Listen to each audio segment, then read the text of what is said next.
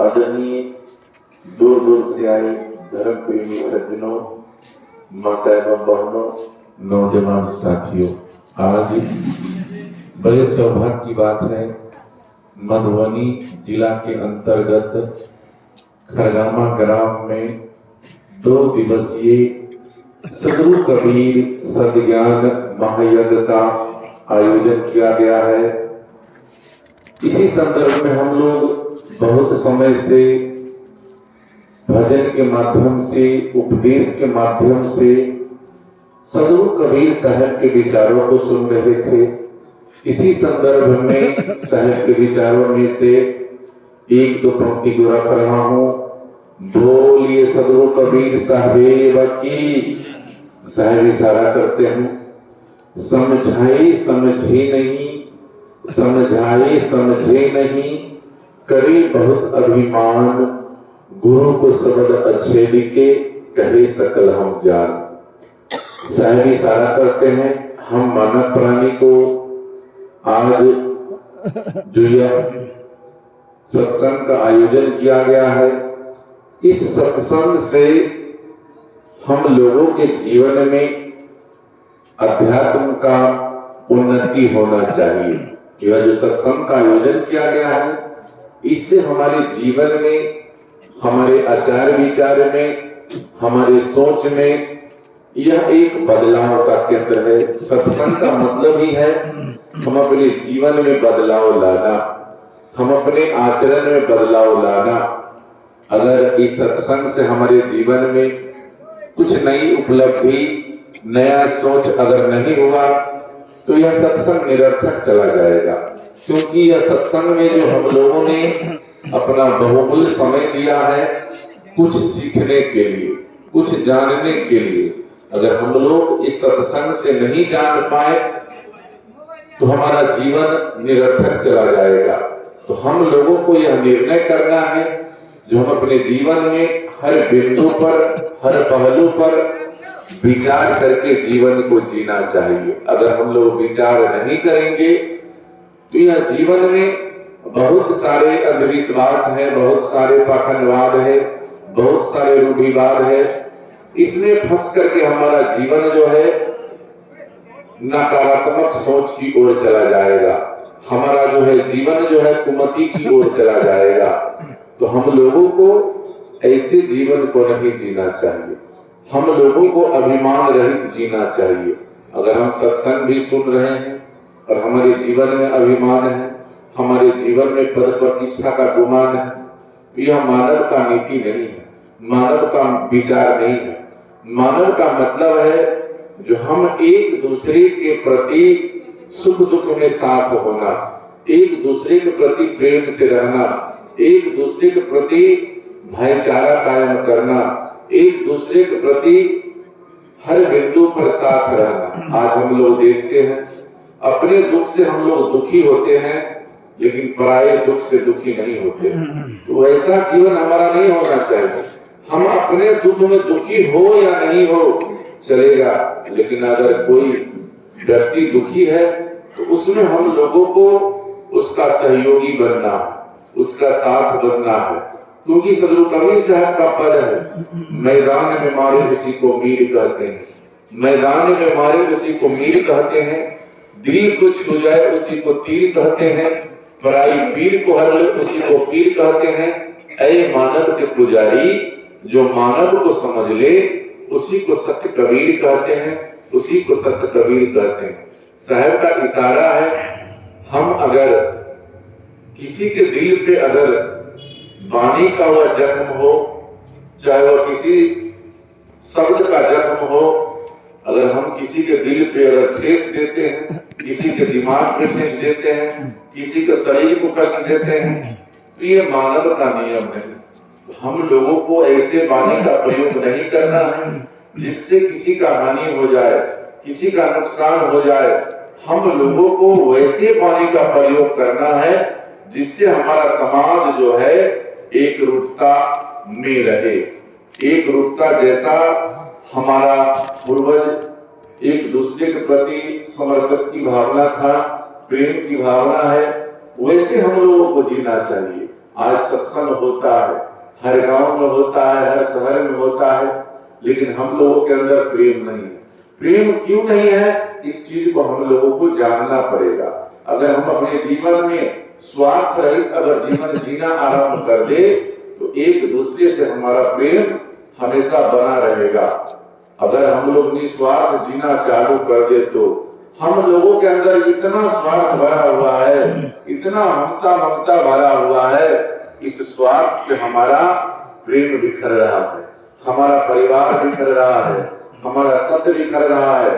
तो हम लोगों का जीवन जो है निस्वार्थी जीवन जीना। साधु का जीवन जो होता है, संत का जीवन जो होता है, एक सामाजिक आदमी का जीवन जो होता है, वो स्वार्थी जीवन नहीं होता है। उसका जीवन जो होता है परमार्थी जीवन होता है। तो हम लोगों को परमार्थी जीवन जीना चाहिए, क्योंकि हम लोग सत्संग में भी सुनते हैं जो परमार्थ के कारणे साधु धरा शरीर। यह जो शरीर हम लोगों को मिला है दूसरे व्यक्ति को उपकार करने के लिए मिला है, दूसरे व्यक्ति के सुख दुख में साथ देने के लिए मिला है। लेकिन अपने मन में विचार करके देखिए, जो हम और आप किसको किसको सुख देते हैं और किसको किसको दुख देते हैं। अगर हम लोग अगर किसी को दुख देते हैं तो यह मानव के विरुद्ध काम है, मानव के प्रतिकूल है, अनुकूल नहीं है। क्योंकि जो मानव है वो किसी को दुख दे ही नहीं सकता है। जो अपने आप में मनुष्य है वह किसी को कष्ट दे ही नहीं सकता है।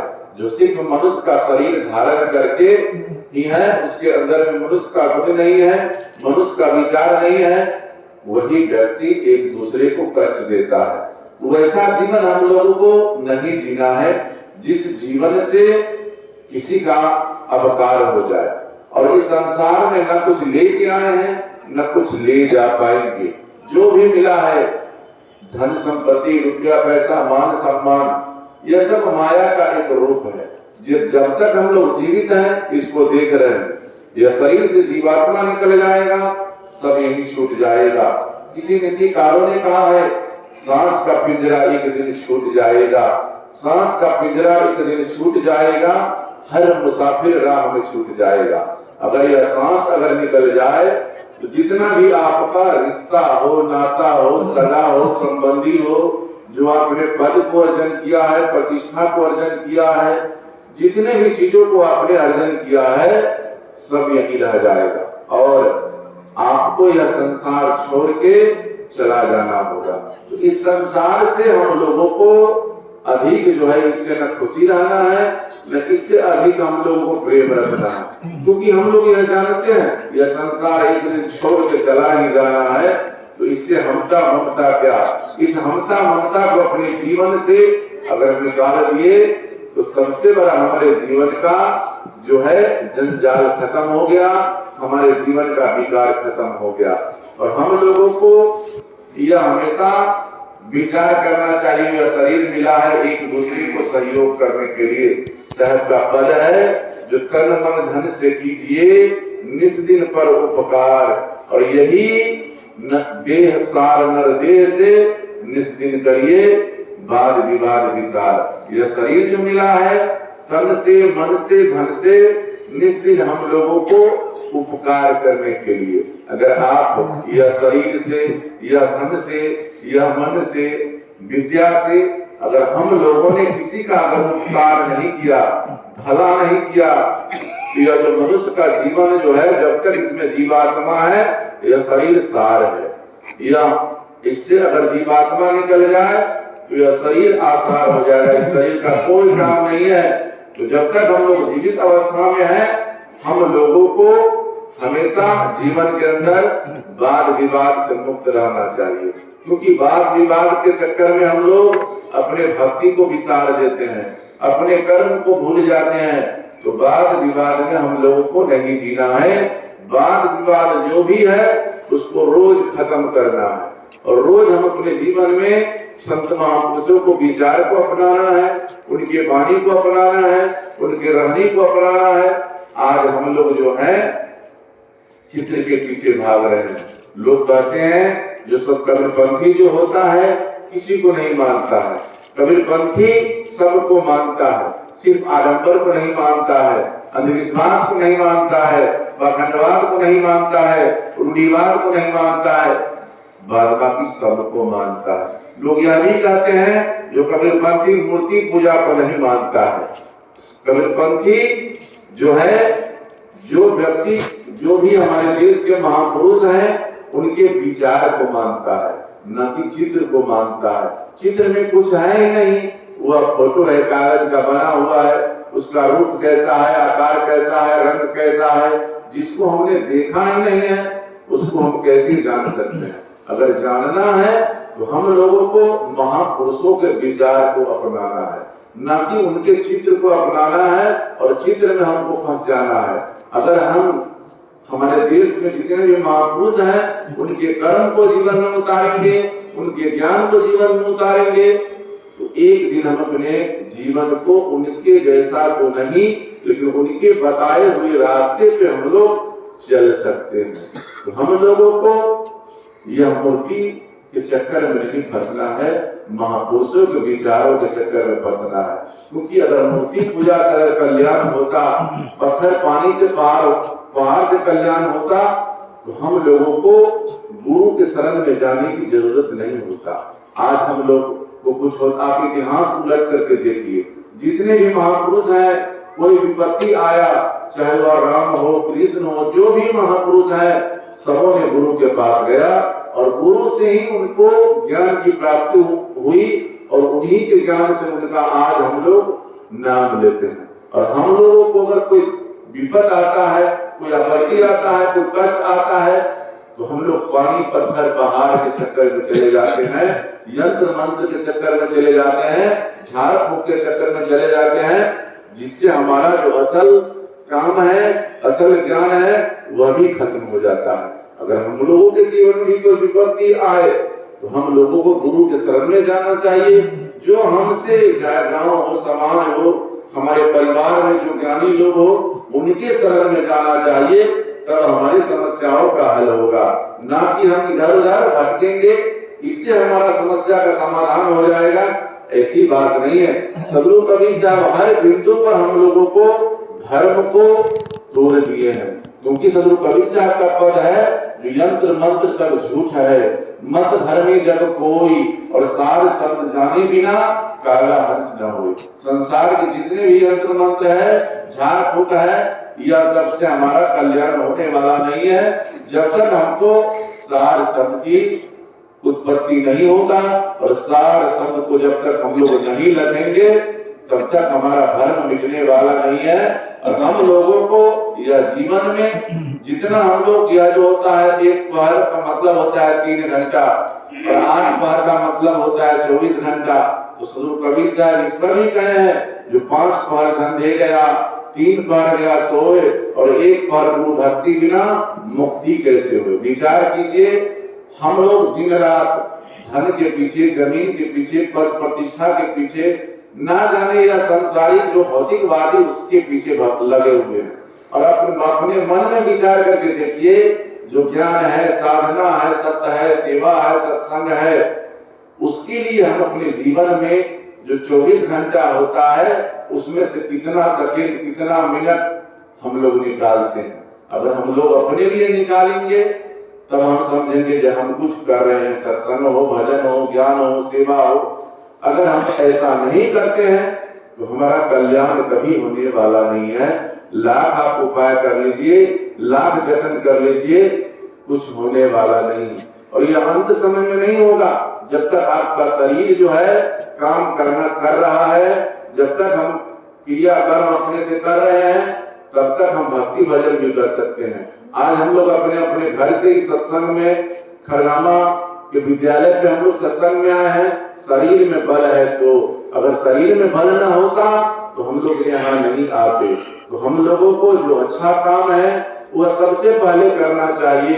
लाख काम छोड़ करके हम लोगों को कहीं सत्संग हो, भजन हो, जैसे हम लोग देखते हैं घर में शादी ब्याह होता है तो महीना 15 दिन पहले से उसका उमंग होता है, उसका एक जोश होता है, उसका एक उल्लास होता है। उसी प्रकार कहीं सत्संग हो तो हम लोग सत्संग में भी हर्ष उल्लास के साथ भाग लेना चाहिए, जिससे हमारा आत्मा पवित्र हो, जिससे हमारा विचार पवित्र हो, जिससे हमारा मन पवित्र हो। जब तक मन पवित्र नहीं होगा, मन निर्मल नहीं होगा, सोच निर्मल नहीं होगा, तब तक सत्संग नहीं हो पाएगा। क्योंकि मन जो है हमारा, इसमें अनेकों प्रकार का विकार भरा हुआ है। इस विकार को निकालने के लिए हम लोगों को संत महापुरुषों का संगत करना होगा, और संगत से ही हम लोगों को कुछ प्राप्ति होने वाला है। क्योंकि संगत अगर हम अच्छे व्यक्ति का करेंगे तो हमारा जीवन अच्छा हो जाएगा। हम अगर अपने से कमजोर लोगों का संगत करेंगे तो हमारा जीवन जो है उनके जैसा हो जाएगा, हमारा जीवन अंधकार में हो जाएगा। तो हम लोगों को यह विचार करना है, जो संगत को भी हम लोगों को सुधार करने की जरूरत है। जैसा हम संगत करेंगे वैसा ही हमारा ज्ञान होगा, वैसा ही हमारा भावना होगा। तो हम लोगों को विचार करने की जरूरी है। हम अपने जीवन में सभी कल्पना को त्याग करके एक केवल हम लोगों को भक्ति भाव में लग जाना है। क्योंकि संसार कल्पना है, जितना हो आप मन में जो कर रहे हैं यह सब कल्पना है। इस कल्पना से बाहर होकर के केवल हम लोगों को भक्ति की ओर जाना है, सेवा की ओर जाना है, सत्कर्म की ओर जाना है। तभी हमारा कल्याण संभव है, तभी हम भक्ति को प्राप्त कर सकते हैं, अपने जीवन में बदलाव ला सकते हैं, अपने अंतःकरण में बदलाव ला सकते हैं। और हम लोगों को हमेशा विचार करने की जरूरत है। जो व्यक्ति अगर विचार नहीं करेगा, समझ लीजिए उसका जीवन जो है अंधकार में हो जाएगा, उसका जीवन उलझन में बीत जाएगा। और इस जीवन में कुछ रहने वाला नहीं है। जो उगे सो आठ रे, फूले सो कुंभिलाए, जो चुने सो ढाई पड़े, जन्मे सो मरी जाए। जितना हो आप धन को अर्जन कर लीजिए, मकान बना लीजिए, दुकान बना लीजिए, कि सब कुछ अर्जन कर लीजिए, लेकिन उसका आयु कितना है, मकान कितना हो बढ़िया बना लीजिए, 40-50 साल में वो गिर जाएगा। उसका भी एक आयु बना हुआ है। जब तक आप उसको रिपेयर कर रहे हैं तब तक रहेगा। और एक समय आएगा, जैसे हमारा आपका शरीर का जो है संचालन कम हो जाता है उम्र अधिक होने के बाद, उसी प्रकार मकान का भी आयु होता है, वह भी ढह जाएगा जो हम चुनेंगे।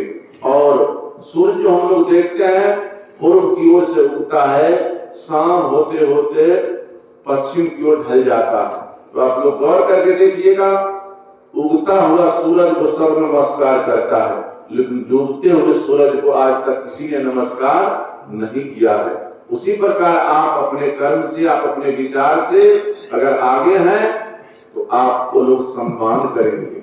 अगर आपने ऐसा नहीं किया तो आपसे लोग कटना आरंभ कर लेंगे, आपसे मिलना जुलना बंद कर देंगे। तो यह भी, और जो फूल सुबह में खिलता है तो लोग देखते हैं वो शाम होते होते मुरझा जाता है। और जो व्यक्ति जन्म लिया है उसको एक दिन मरना है, यह तय है। तो हम लोगों को यह कहते हैं जो करेगा सो भरेगा। तो हम लोगों को कहते तो हैं, लेकिन कहना आसान है, लेकिन उसको जीवन में नहीं उतार पाते हैं। चोरी, चंडाली, हत्या, बेईमानी, यह हम लोगों के मन में लगा हुआ है। लेकिन यह जो हम लोग करते हैं किसके लिए? अपने परिवार, सगा संबंधी के लिए। लेकिन जब वही कर्म का फल भोगना पड़े, जेल जाने का समय आए, तो उस वक्त हमारा जितना भी सगा संबंधी है वह जेल नहीं जाएगा। जो हमने किया है, जो हमने कर्म किया है, वह हमको ही भोगना पड़ेगा। मेरे बदले में कोई जेल नहीं जाएगा। तो हम लोगों को यह विचार करना है, वैसे विचार को, वैसे कर्म को नहीं अपनाना है जिससे हमको खुद जो है बंधक लगना पड़े, उससे खुद हमको मान में हानि हो, मानव जीवन जीने में हानि हो। तभी हमारा यह मनुष्य जीवन सफल होगा, तभी सार्थक होगा। इतना ही शब्दों के साथ हम अपनी वाणी को विराम देते हैं।